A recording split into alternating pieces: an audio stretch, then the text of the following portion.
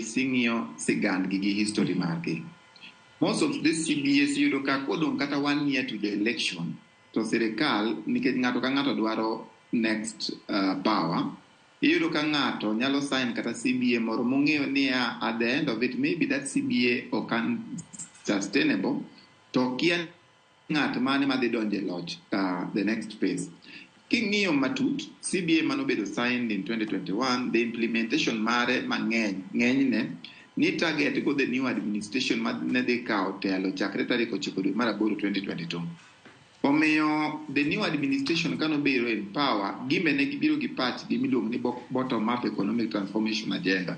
Omiyo gibiro to ing'eni sirikal ok rum ji emiloko to ko yudo CBA cha kanitiere embe okonfirm administration mare mondo mi ong'e kaka CBA no nyalo bedo implemented. Onego wang'e ne uru matut issues mag CBA gi timelines magi mondo mi kik wa move the kind of CBS to new administration makelo issues mag ng'anyo the right to picket nitie katiba marwa to wasefwenyo ni administration masani king'anyo tieki winji to mano is a very bad culture. Onego bed ni ng'ato ka ng'ato timo tije e responsibility mare nikech ang'eni kikawo sirikal wasewacho ni sirikal chulo gope external debts gi internal debts. Nyaka japuonj mar mbalariany monego bed ni chulo mano be mana gowi ok onego bed ni kichulo gowi tiketo priority list ni magi ma mwabro timo to ma un timuru yweyo pesa pod onge. Ma ema kelo issues. Ok anyalo wacho ni gik ma jopuonj ma mbalariany kwayo are out of place. There are things mane gi negotiate gi sirikal mondo mi giwinjre. Gima ginyalo timo en ni kopo ni sirikal ni ok nyal implement gi onego gibed piny to gitimo review. Dan bedo ni giriambo ni wasebedo piny gi Ministry of Education mo winjore kata Ministry of Education wacho kamano to adieri pok winjruok ni obedo.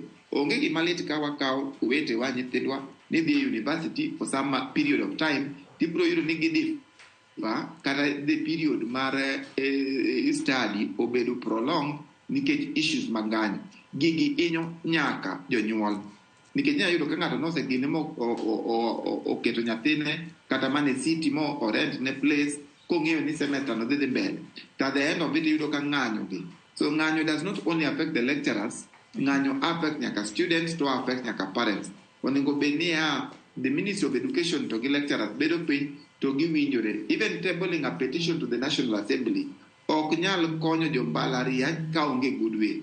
Koro gigi onego bedo implemented na priority list mar ng'ato ka ng'ato neno ne en migawo ma sirikal nokawo, let it be implemented because demands mag lecturers are not outrageous. Onge gima neno ka cannot be reached by sirikal. Erokamano. Wach ni mogik atiu ni thuolo mar mondo mi chiw wach ni mogik kalore ni thuolo mar wadhi karumo. CP Evans Ogutu.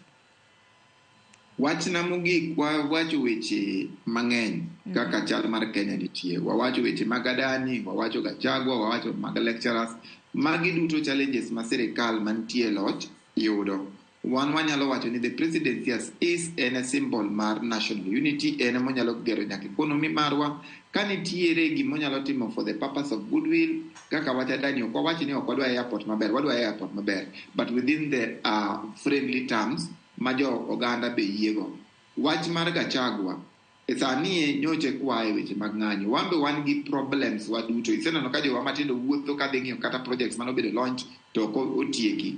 Ok wadwar dhi that route makoro ng'ato ka ng'ato wawacho ni nikech imbe nitimo mane gini imbe wa impeach wakeluru kwe mondo mi Kenya oendelea. Jowa modonje sirikal obed mana CS Mbadi obedo Pio Wandai and even the jowa modonjo kaka Tony General wa advise through sirikal for the betterment mar Kenya to especially kaka gino nyalo konyo nagi. Erokamano ahinya CP Evans Ogutu ka entiere kaunti ma Migori kendo joka pachiko tudore kod ng'anyo mago mag jopuonj mbalariany kaachiel kod jotije mag mbalariany kaachiel kod wach ni mogik ka watieko.